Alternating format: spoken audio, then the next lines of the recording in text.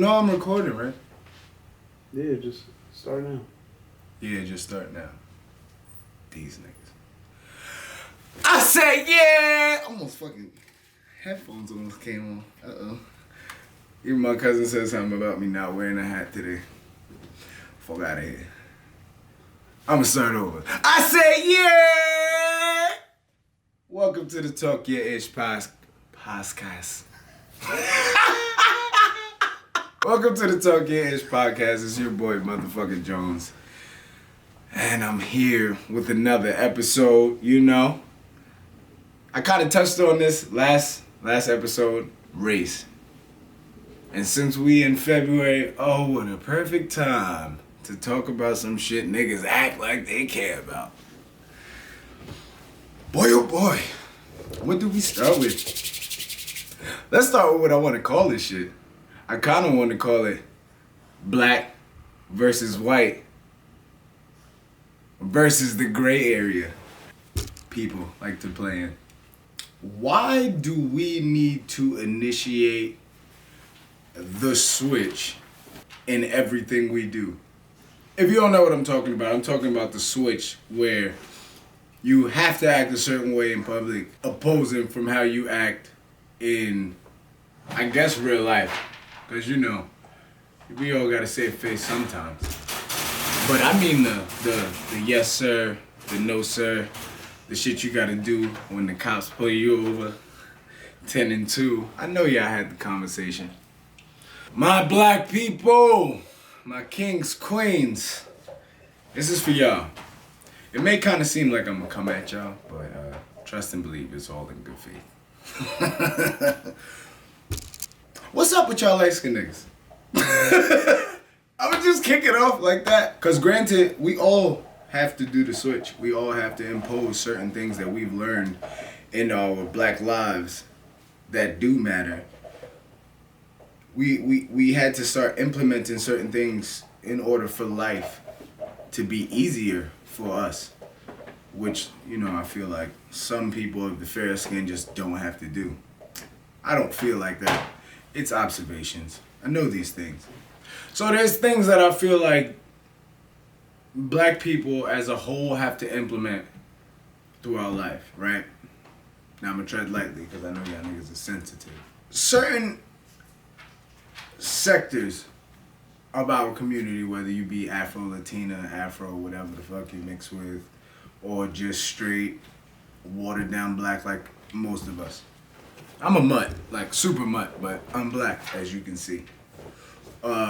Many people are not afforded that luxury. When you're mixed with certain things, you look a different way. When you're raised, you start, I guess, having different values, showing different understandings through your actions. So it's like, what is that gray area? Because granted, we have dark skin, light skin, fair skin, whatever you want to call it. But we all get treated a certain way or the same way to a certain extent. Whether you're brown, black, you know how it goes. But I feel like if we don't address that hierarchy and be honest about it, then, like I said in my last episode, there's not going to be any type of progression. Because, granted, we all heard about the in-house slaves and the field slaves. I feel like that kind of mentality is still in this generation now, just like many mentalities. Like, you can't say you have a total understanding of the black issues if you're not addressing the black issues that you're, I guess, feeding. Granted, you know, if you're fair skinned, you get treated way different than many dark skinned people. You just know that. You know that. You're received differently. You're approached differently. There's just certain things you can and can't do. And just like black people, dark skinned people, there's things you can and can't do. But I think this growing tension between the two, creating this gray area that we love to dance in.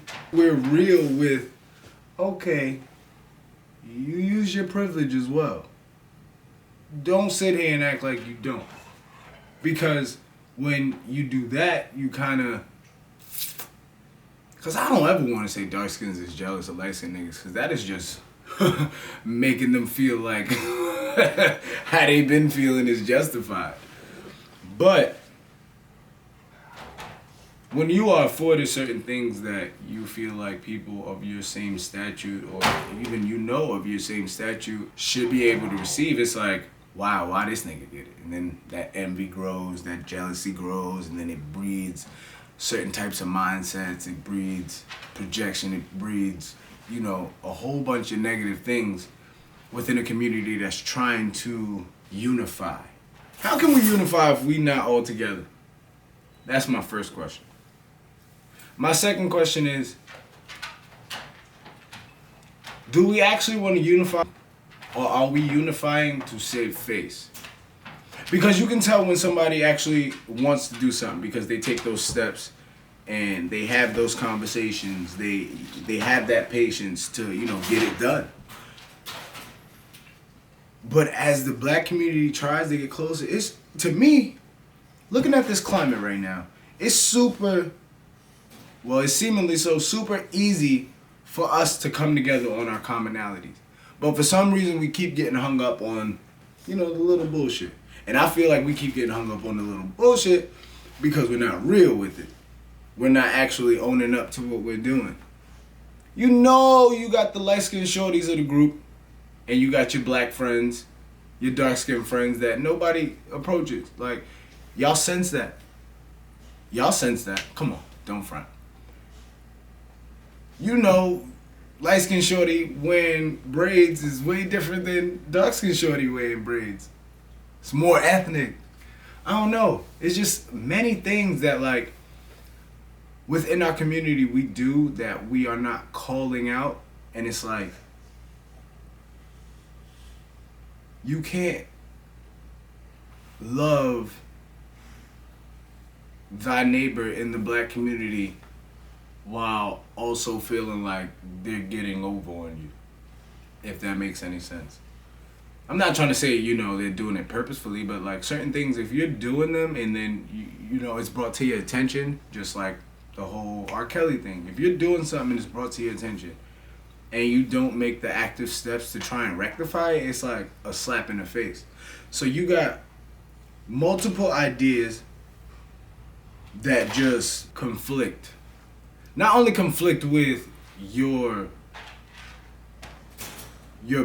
path, it's more so because of your actions not matching up to what you're saying. Because granted, Nala, relax, baby. Thank you. Because granted, if you look at it, you have so many people that kind of sit back and let things happen. You got people that vocalize how they feel, and then you got people that actually vocalize how they feel and then make the necessary steps to actually change those things that they're vocal about. With this social media age, it's more so like I said earlier, like you're trying to save face. It's like we're going through the motions. It's like we're not trying to understand each other. Because granted, all of this light skin, dark skin shit could be a simple communication issue. But instead of us, looking at that, actually sitting down with our brothers and sisters, our cousins, our half brothers, our community, and actually having these conversations like, yo, why do y'all treat me different? Because granted, light-skinned people have their plights too. Like, I have mainly light-skinned cousins. And I'm not gonna lie, like, I don't spare no expense. I got light-skinned jokes for days. Like, cause y'all are just very, very intriguing to me. Just as a people.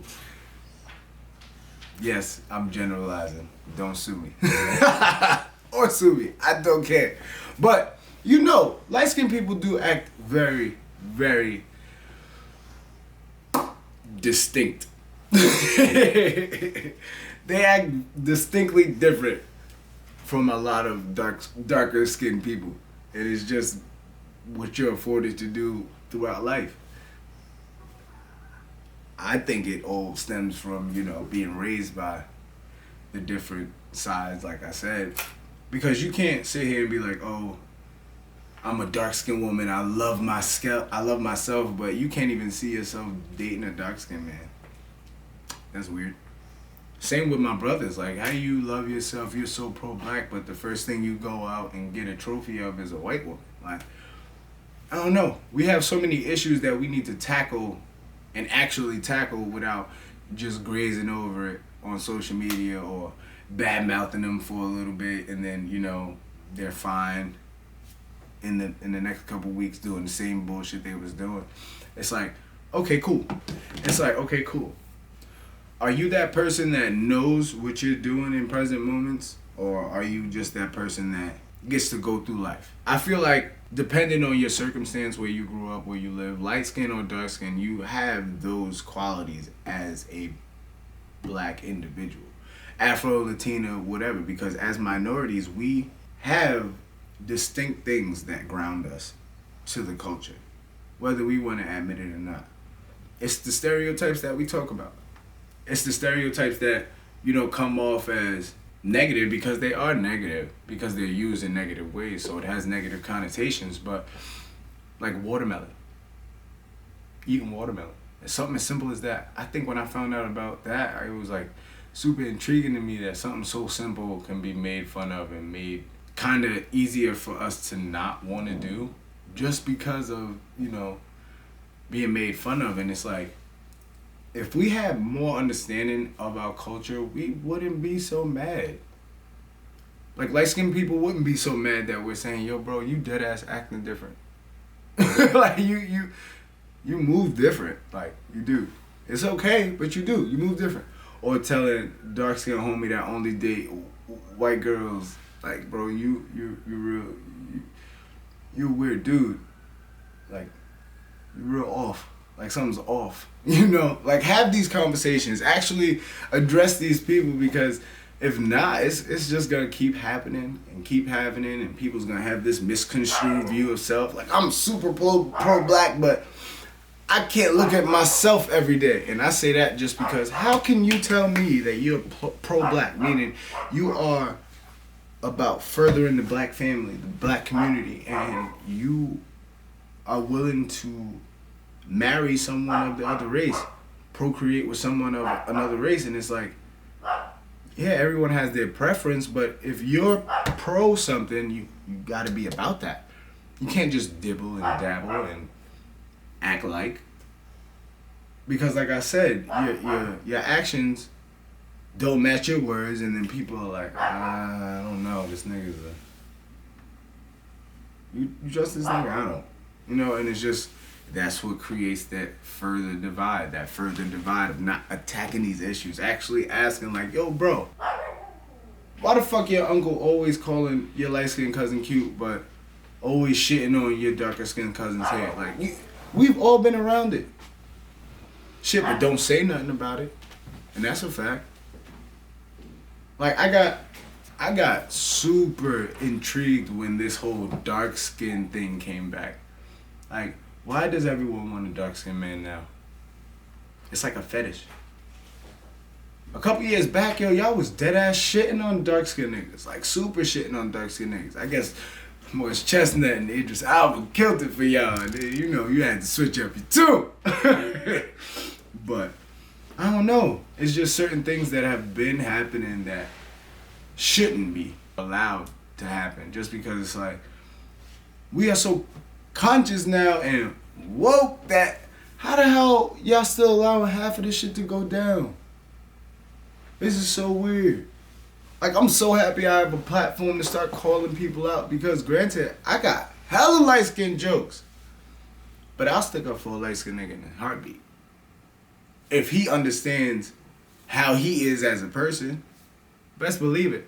But if you one of them light-skinned dudes that just move through life like a white boy, I'ma just say it. Like, it is what it is. Like, come on, bro. But in certain avenues, we all get treated the same, so that's why when we get treated the same way in the justice system, when we get treated the same way educationally, when we get treated the same way because of the communities we're stuck in, we have those commonalities. But you can't have your actions making you seem as though we're not together, feeling like you don't accept us all the way. Because granted, if you want to be accepted, you have to do something accepted. And I feel like that's on both sides. Dark, light, white, black, gray, whatever. If you want to understand, you have to, or if you want to be understood, you have to do some understanding. Like, people want things and they can't give it out. Like, you have to give it out to the universe in order for it to come back to you. I'm a strong believer in that. For real, for real. Most people may not even agree with me, for real, but I think it's just me moving through our life, having a general unbiased understanding of this is dumb funny how it happens, like the movies. Like, people don't even realize, like, every issue that we deal with, they're capitalizing on. They make movies about it. And we sit here and laugh about it, or we sit here and, criticize it and say we're not like that. But guess what? They're getting it from somewhere. Just like when I mentioned them stereotypes earlier. Yeah, stereotypes are stereotypes for a reason. Because if I'm watching you do something, and then I just start making fun of it, and majority of y'all do the same thing, you're going to feel like it's wrong. Period. That's just how it goes. So with the watermelon thing, I didn't even know that Africans love watermelon because it contains so much hydration. They love it because it contains so much hydration.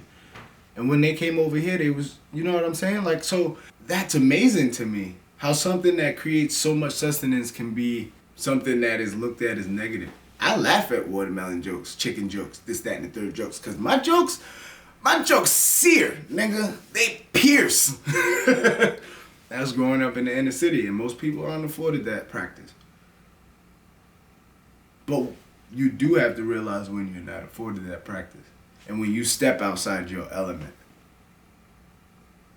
As there's a difference between public and private school, and we all know that.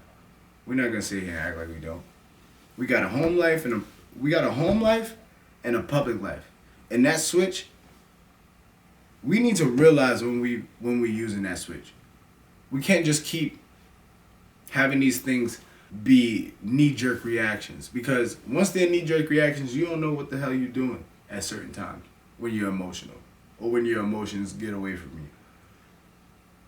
So as black people, we need to do better in understanding everyone's plight, because I feel like the dark-skin plight is very understood. But it's that unspoken light-skin plight that creates that animosity. Like the now. Like, I definitely understand why black people, darker people are getting upset at our brothers and sisters that have fair skin or, curly hair or are mixed. You feel what I'm saying? Just because there's kind of this stigma that they feel like they're better than us. Or, we're jealous of them. Or, these narratives that, go on for fucking eons. And it's just like, no, they want us to believe that. And then the things we keep doing further allows us to believe it. It's like, y'all do feel like y'all better than us, for real. Because y'all be moving super weird. Like, super weird. But then you got people that aren't moving that way that are like, whoa, I'm not that way. But you have a lot of people that are that way. And when you do hang around people that are that way, it's easy to be seen as a certain way. And then even for my dark skins, it's like, yo, bro, y'all are dead self-loathing. Like, y'all really don't like yourselves that much. It's kind of disheartening, for real. But it's like, as a black community, we just got to do better. As an African American community, as an Afro, Latino, whatever the hell you are, like, I definitely have a whole understanding. Because everybody goes through their place, but are you able to express why you feel that way? Or do you even realize that you feel that way? Because your actions are definitely very telling. You got people that will talk about the issues, but will tread lightly around loved ones, or will tread lightly around people that they want something from or need something from, or you're in a special predicament to where you have to move a certain way. I don't know. We just have to, like I said last episode, we got to look at the situations we're in and just take steps from there. Because if you try and take these imaginary steps, it's just not going to work. And we're going to keep getting this divide. Like what's that? Yo, you saw the chick with the build that wall? No. That was at the Grammys yesterday? Oh my goodness. Well, not yesterday, Sunday. Yo, bro. Oh my goodness. Joy, some irrelevant lady. Like, I don't understand how you can still support someone that has let you down. Honestly, no. We see it every day with these women and men that are in these situationships or these relationships or these jobs or whatever the hell they're in, to where they need some type of gratification from what they're receiving, and they bend and contort their views just so that, you know, they don't come off a certain way. And it's just like, you have to realize when you're doing that, because other people can see you too. Other people can see you too. When you're pushing an agenda, like, why are you doing something so controversial, so logically fucked, that you sit back and actually put on a dress that says a statement of standing with someone that obviously does not have your best interest in mind, but you honestly want to sit back and the first thing out your mouth as you're getting interviewed, I'm a Afro-Latina, I'm this, I'm that. Like, don't say these things to make yourself feel justified in your stupidity, bro. Like, that don't make no sense to me. I hope it don't make sense to a lot of people. Cause like, you have people that stood by this man and are even like, yo, bro, he's wildin'. Like, I can't get behind this. How can you get behind somebody still that is like that? Hasn't changed their stance. But since you portrayed an image and you got a certain type of feedback, you're going to keep milking this bullshit. You're going to keep milking it, keep milking it, keep milking it. I'm telling you, man, these people, man, this social media is creating like a false reality. Like, the life we really live versus what we think we live. And the switch don't make it no easier. The skewed views is just not a recipe for progression at all. As a black community, we just got to do better, bro. We got to do better. Ask those questions. Try and get an actual understanding of why people do the things that they do. Because until we do that, like, we just gonna keep digging ourselves into this ditch. We're just gonna keep digging. Keep digging, keep digging, keep digging, keep digging. You can't have a badge of convenience. You have to wear it proudly all the time, like people with the inescapable skin color do. Shit, and if you don't feel like that, like us dark-skinned people that are Uncle Toms and freaking just weird black people, like, why are you like this type black people? Like, you know what I mean? And it's like, I just want to hug you and tell you, like, bro, what are you doing? Like, what's up? Like, you hurting. I can tell you're hurting. I don't know. That badge of convenience is real different. It's real different and it's real telling, and it's understandable why it receives the certain type of backlash that it does when now you want to be a proud black Afro, whatever the fuck, you know?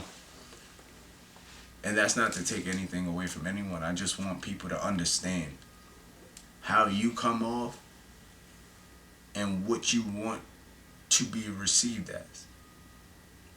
Because granted, if you don't give a fuck what people think, you don't give a fuck what people think. I really honestly don't give a fuck what people think. But I can understand people. Now, if you don't try and understand people, don't expect to be understood. It's your boy, motherfucker Jones. Just dropping a little bit of my thoughts. Like, subscribe. Let me know what you think in the comments. I'm out. Yeah.